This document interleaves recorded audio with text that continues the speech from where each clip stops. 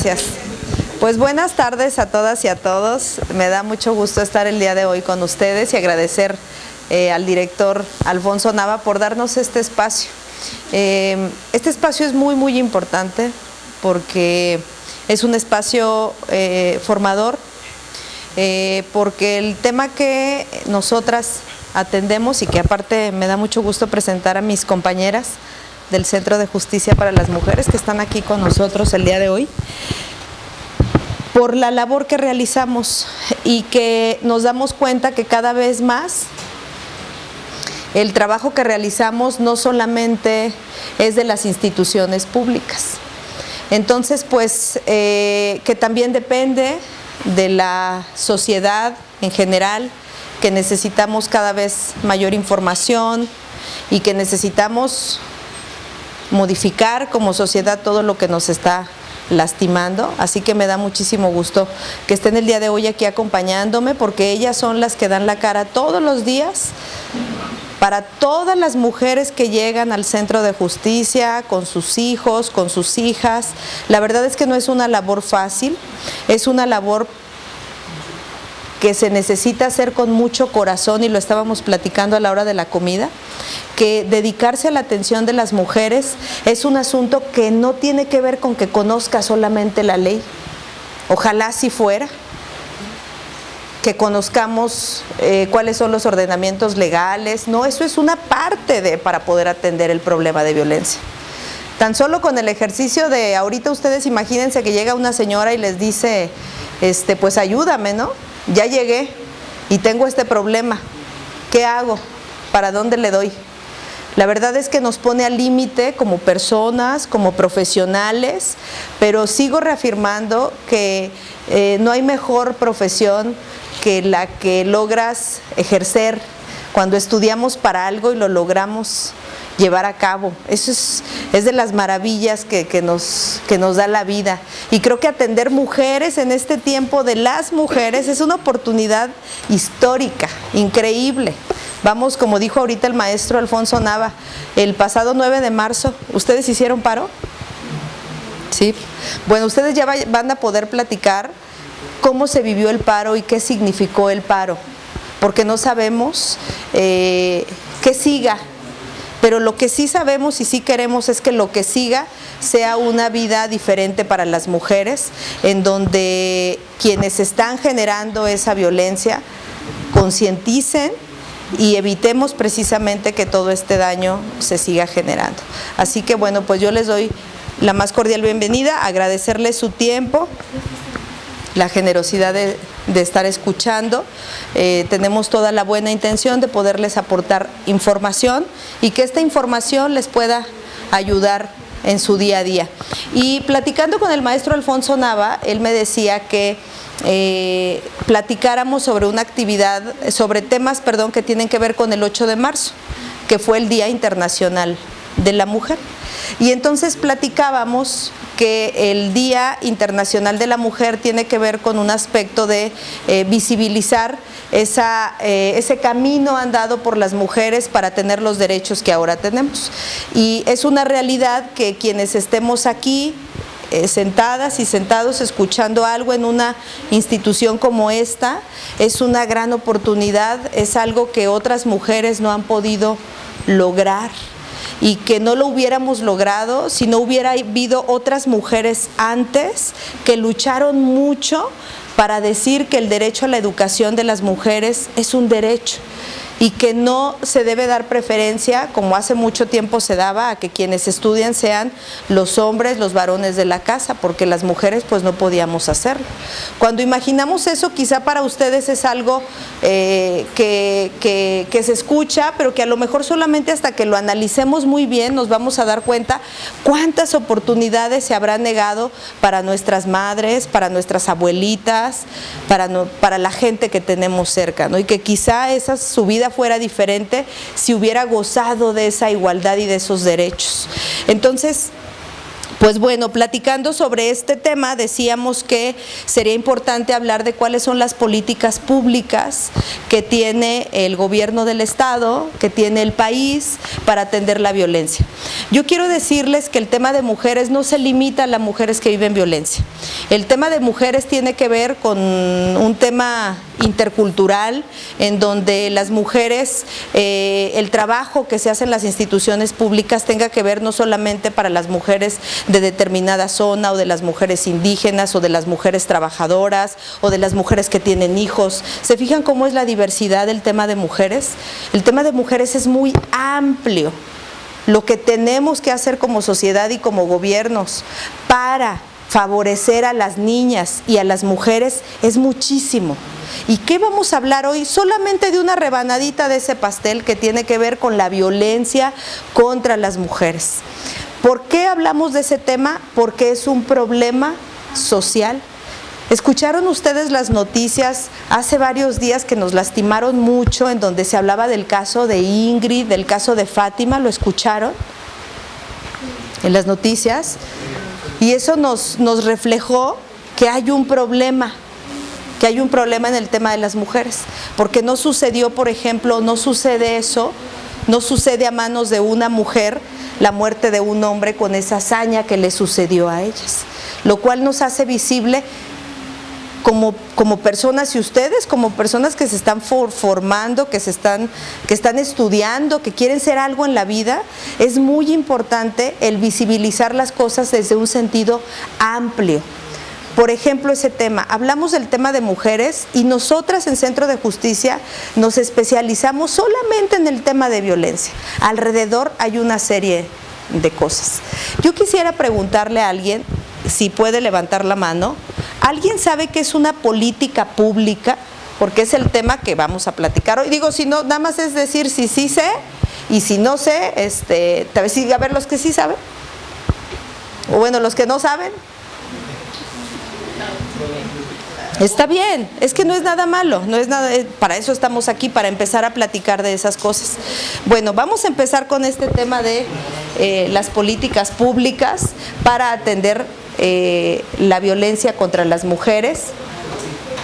Y es importante que ustedes sepan que las políticas públicas nacen de una necesidad, vamos a la siguiente, de identificar primero que existe un problema o una necesidad. Ese es el primer paso. Y que después de que se identifica ese problema o esa necesidad, como es el caso de la violencia contra las mujeres, que tiene por lo menos 20 años que se ha hablado del tema, viene una segunda parte que tiene que ver con un diagnóstico o un estudio del problema. Siempre tiene que existir. Posteriormente viene esta fase de convertir esa problemática en una posible solución y que esa solución sea de interés general. La característica de la política pública es que además tiene que ir robustecida de un ordenamiento legal para que sea una verdadera política pública, que tenga recursos. ¿Y eso qué significará? Les parecerá a ustedes que es algo a lo mejor sencillo, pero la verdad es que no lo es. Quienes están al frente de nuestros gobiernos, las personas que el pueblo ha elegido para decidir ¿qué queremos los ciudadanos en que mejore nuestra vida? Este es un aspecto fundamental. El analizar las políticas públicas, porque eso se va a traducir en acciones. Y si ustedes prenden las noticias, van a escuchar mucho esa palabra, que necesitamos más políticas públicas y necesitamos otro tipo de políticas públicas. Pero no es sencillo llegar a concretar una política pública, porque se tiene que hacer ese análisis de ese problema, porque se tiene que identificar que sea de interés general, que se traduzca en acciones y que deje de ser un problema privado, que eso es algo que se dice mucho en el tema de mujeres, que el asunto de la violencia contra las mujeres, por lo menos hace 20 años, era un asunto que solamente le atañe en las casas a quienes están viviendo la problemática. ¿Y qué significa eso? Pues que el gobierno no tenía que hacer nada y que lo resuelvan como puedan, porque no hay una política pública para atender la problemática, ¿verdad? Bueno, nuestro país, que es parte de las tareas que creo que es importante que ustedes sepan, ha trabajado en políticas públicas para atender la violencia contra las mujeres. A través de estas políticas públicas es que se han legislado por ejemplo, en nuestro país, una de las leyes más importantes que ayuda y que a nosotras como defensoras de los derechos de las mujeres nos ayudan a poder plasmar y decir qué tipo de violencia está viviendo una persona, y que los que están aquí como abogados en algún momento lo van a también tener que utilizar en su vida de profesión. Porque ese es el instrumento, a través de la Ley de Acceso de las Mujeres a una Vida Libre de Violencia, la que nos da esas herramientas. Antes de esa ley no se sabía qué era la violencia, no había una definición, no se sabía cuáles eran esos tipos de violencia, imagínense, no se tenían las alertas de género, y hay otra que tampoco se tenía, que eran las medidas de protección para las mujeres.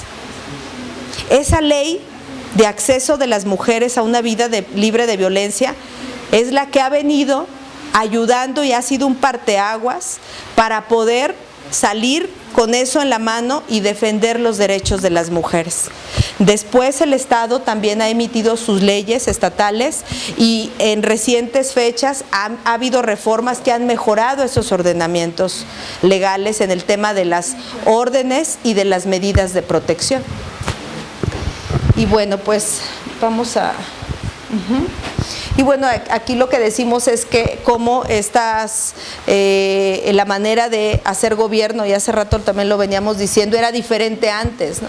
En el siglo XX las decisiones eran exclusivas de los gobernantes, y creo que todos aquí vieron la película de... ¿cómo se llama esta película? La que grabaron aquí en el Zona Altiplano, que muestra mucho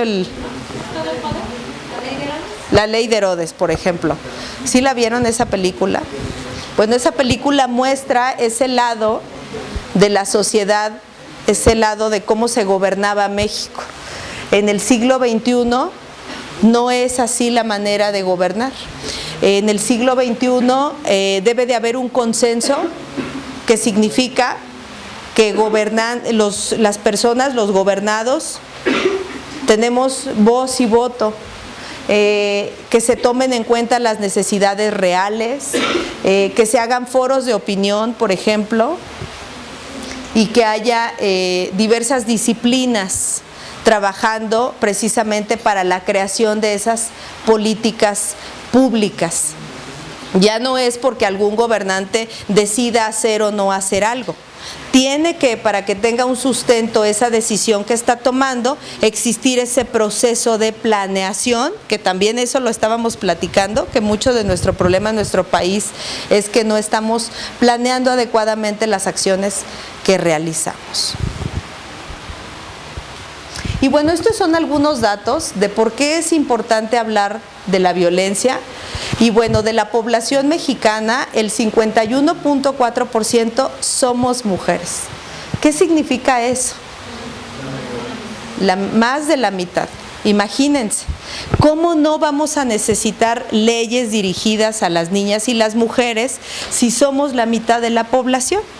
Y cuando nos ponemos esos lentes morados que ahora dice la CONAVIM, que tiene que ver con eso, lentes de género, donde comprendemos esa desigualdad que ha habido, nos damos cuenta que todo está creado para satisfacer quizá los derechos, pero solamente de una parte, que son los hombres. Entonces aquí en esta gráfica se muestra la necesidad de legislar y de hacer acciones en favor de las mujeres. Y de esas, de las mujeres que fueron encuestadas, en la ENDIRE dice que el 66.1% sufrieron algún tipo de agresión. Que aquí no me le pusieron en contraparte lo de los hombres, ¿no? Pero sí es muy visible cómo es más propensa una mujer a vivir una situación de violencia. Hace poco me invitaron a una actividad donde unas chicas muy jóvenes que ganaron un premio, unas potosinas, ganaron el Premio Nacional de la Juventud. Y me dio mucho orgullo que estas potosinas de 17 años hayan presentado un proyecto en donde están hablando de que hay violencia en las calles y que se tiene que hacer algo para poder combatir este acoso y este hostigamiento.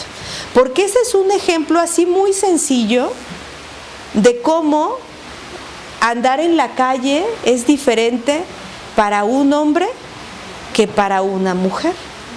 Quizá van a sentir menos miedo los hombres a andar en la noche caminando. ¿Y qué siente una mujer cuando va en la calle caminando? Pues siente ese temor, ¿no? De que te pueda pasar algo. Entonces es ahí donde nos damos cuenta, con estos lentes de género, que claro que sí es diferente la vida para un hombre y para una mujer. Y bueno, después nos dan otro porcentaje de las denuncias de las personas que presentaron una denuncia, que ustedes se pueden dar cuenta que es muy poco, pero aún y cuando es muy poco, les puedo decir que atender ese porcentaje es todo un reto. Imaginemos que el 66% sufrieron una agresión, pero solo el 9% son las mujeres que ahorita su asunto está en algún edificio público tratando de resolverse. Es muy poco el número de personas y de mujeres que están pidiendo ayuda. A veces porque no saben que existen políticas públicas para la atención de la violencia contra las mujeres. Y bueno, la ONU ha declarado que la violencia contra las mujeres en México es una pandemia, y en 2015 por cada asesinato de un hombre hubo 8.6 de mujeres por razón de género. Y bueno, esto es un ordenamiento internacional que es la Convención Interamericana para Prevenir, Sancionar y Erradicar la Violencia contra las Mujeres, la Convención de Belém do Pará. Y ahí faltó que nos pusieran también una resolución muy importante que se dictó en un caso que se suscitó en Ciudad Juárez, que es la sentencia de Campo Algodonero.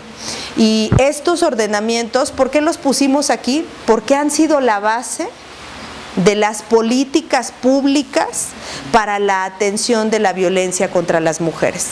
Lamentablemente ha habido casos en México que no se atendieron adecuadamente por las instituciones públicas, por diversos factores, algunos por desconocimiento de lo que es género. Lo que estamos hablando hoy es algo muy sencillo, pero trata de mostrarles de una manera muy sencilla por qué hablamos de diferencias de género y por qué hablamos de desigualdad de mujeres y de hombres. Y que estas resoluciones nos vienen a poner de frente y en la cara a decirnos que el Estado mexicano no ha respetado los derechos de las mujeres y que para poder respetarlos han establecido qué tiene que hacer el país para lograr subsanar esa grave deficiencia que ha costado la vida de las mujeres. Por ejemplo, les platico rápido. La sentencia de Campo Algodonero refleja el caso de 3 jóvenes que desaparecieron y que sus familiares fueron a decir que habían desaparecido, que no las localizaban y no se hizo una búsqueda en el momento. ¿Qué pasó? Fueron encontradas tiempo después muertas en un campo algodonero. Por eso se llama la sentencia de Campo Algodonero. Y entonces es increíble el relato del dolor de estas madres cuando platican, por ejemplo, qué vivieron cuando llegaron a una institución que no tenía una política pública de atención. Hoy en día, ¿qué es importante que ustedes sepan? Existen Hoy en día sí se tiene. Desafortunadamente, gracias a este camino que otras mujeres tuvieron que pasar. Y que lo que queremos y que por lo que debemos de luchar es porque nunca más le vuelva a pasar a otra persona. Ese debe ser el aprendizaje. Y bueno, este es la definición de que nos da en la Convención de Belém do Pará sobre la definición de lo que es la violencia, y también en la Ley General de Acceso de las Mujeres a una Vida Libre de Violencia, que es la que yo les platicaba, que es un instrumento tan importante. Y si razonamos ese concepto, nos vamos a dar cuenta que hoy en día mucho de lo que podemos estar viviendo probablemente pudiera ser alguna situación de violencia. Adelante, por favor. Y bueno, aquí también en esta lámina habla de cuáles son estos mitos, los mitos de la violencia, que tiene que ver con que los maltratadores o víctimas son personas de escasa cultura y clase social desfavorecida. Pues eso no es así. El mito es ese, porque la realidad es que cualquier persona estudiada o sin estudios puede llegar a vivir una situación. Cualquier persona con recursos económicos o sin recursos económicos lo puede llegar a padecer. Y a veces las mujeres que viven la violencia, que tienen un mayor estatus económico, la viven muy mal, porque aparte hay un control muy importante por el tema económico. Y bueno, que los maltratadores como que solamente son las personas que están enfermos mentales. No, la verdad es que cualquier persona puede llegar a llevar a cabo esto.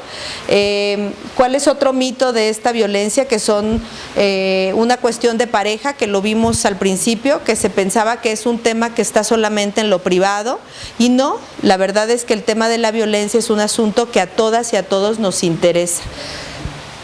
Y fíjense que aquí en este punto yo les quiero platicar que recientemente estaba leyendo un artículo del periódico El País, donde hacen un análisis muy interesante se hace una tesis de un estudiante que está queriendo analizar cuál es la vida que lleva a cabo un narcotraficante.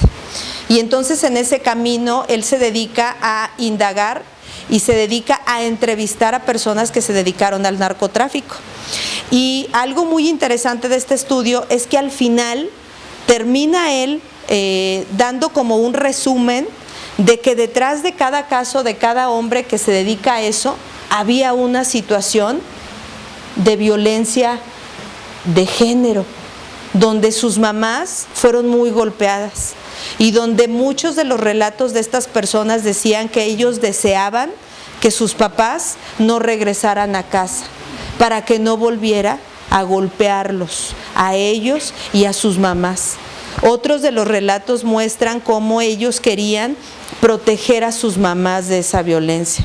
Y entonces este estudio es interesante desde la parte de que nunca se buscó analizar la violencia de género, pero cuando empieza analizarse se dan cuenta que ese es un origen. ¿Eso qué significa o cómo lo podemos interpretar?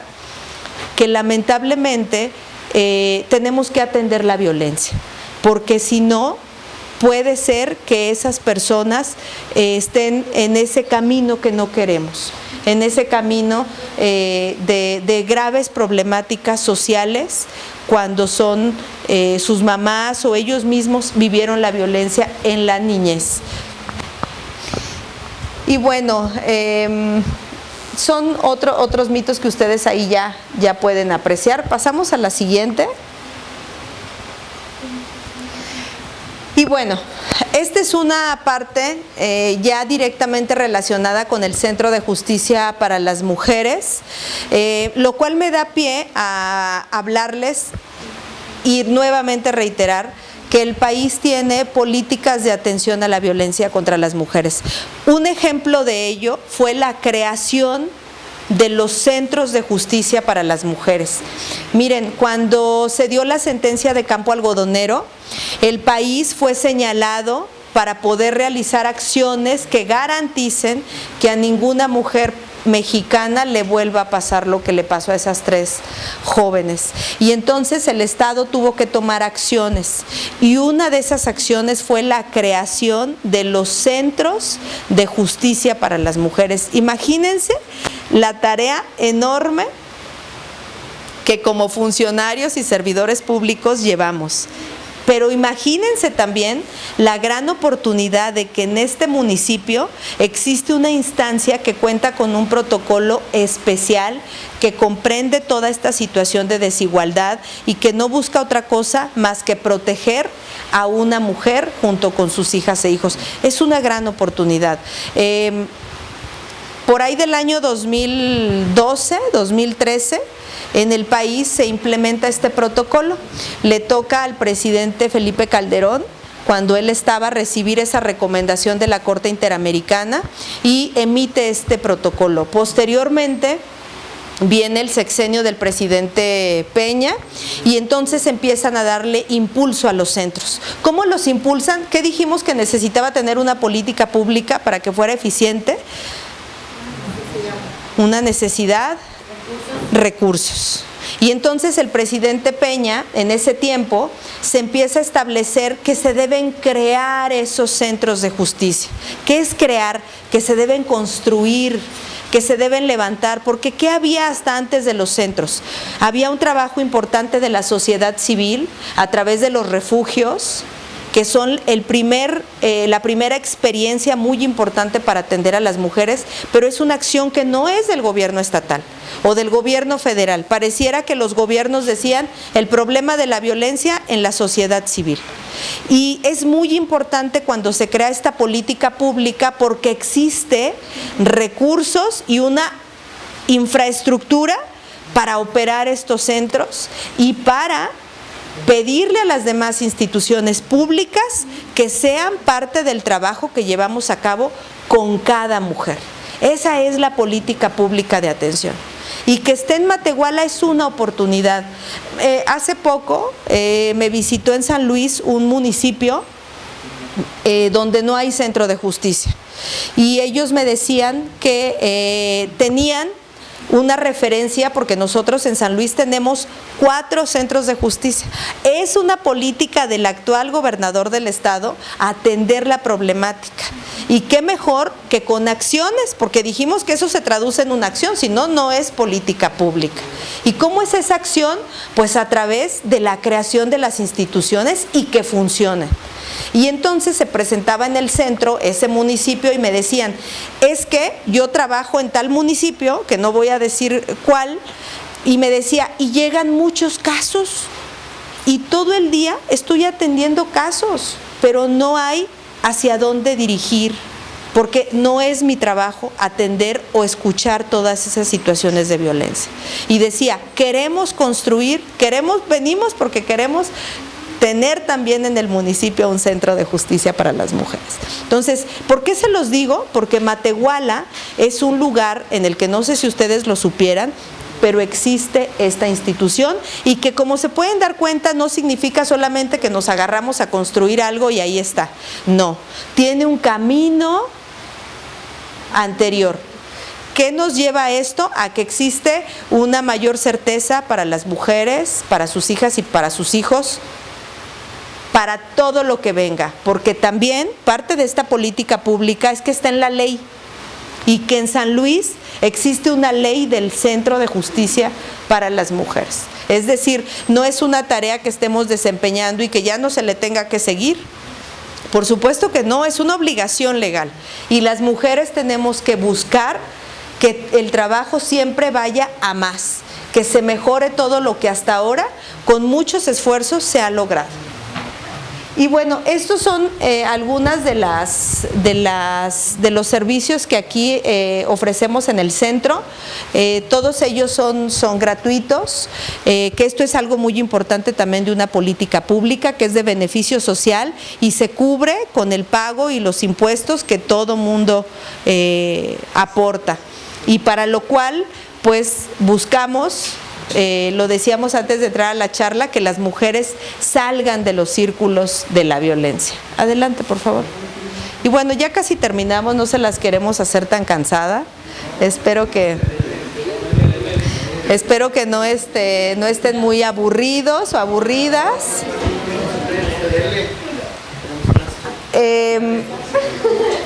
Y bueno, este es el domicilio y es el teléfono de las instalaciones que están aquí esto es de San Luis Capital, pero aquí en Matehuala estamos en Campo Betania.